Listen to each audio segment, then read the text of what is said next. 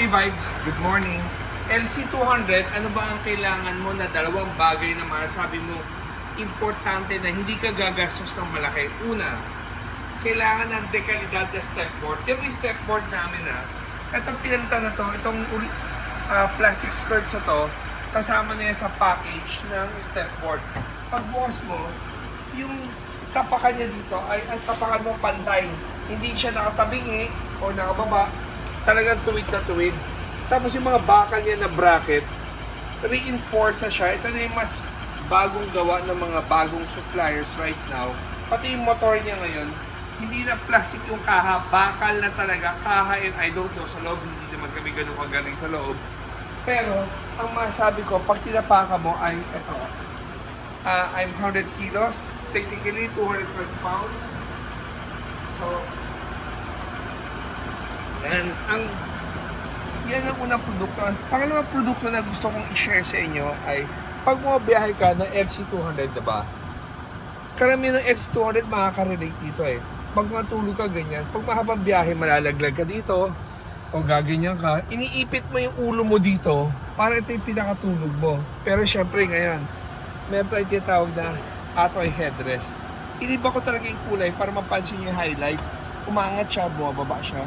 Depende sa anong tabas or shape ng ulo mo na maging lapat na lapat. Ayan. So guys, isang produkto ng Atoy headrest na to, it's 5,500 pesos.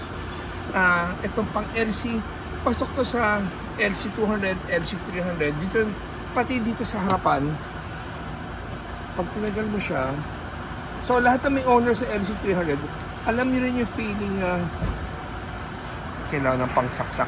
So ito, meron ka kailangang pantusok dito yan para matanggal.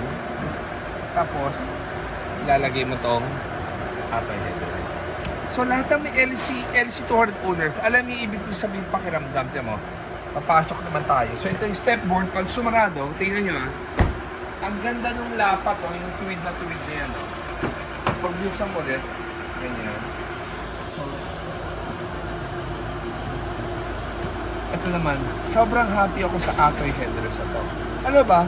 Ito sa amin ng tao, akala nila sa Grandia, sa Alphard, sa Elite, pare-pareho ang molde mo, hindi.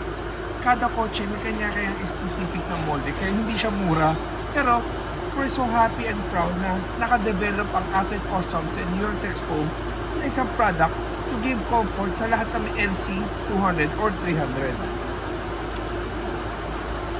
Ayos yan Hindi ko ma-explain sa yung sarap ng joy na pag nagkaroon ka ng Atoy headrest kumpara sa stock na headrest. So, I think ang mapagsabi na lang is kayo mismo masubukan nyo. Kung makakadaan kayo sa office namin sa West Avenue, wala namang bayad pag ika-try ninyo. So sa mga LC owners, i-share nyo sa mga kapwang LC or kung sino alam nyo may LC na nahihirapan yung mga mahabang biyahe, may solusyon na tayo. So guys, sana nagustuhan itong produktong Pilipino na gawa natin na kathang isip ng Atoy Customs.